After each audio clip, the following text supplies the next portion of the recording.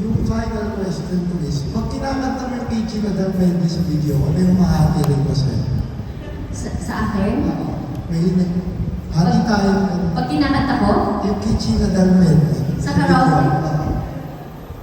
Hindi ko pa, sa totoo lang, isang beses ko lang ginawa yun. Kasi pero many years ago, I remember, share ko na lang din sa inyo, nag-gig kami sa Japan.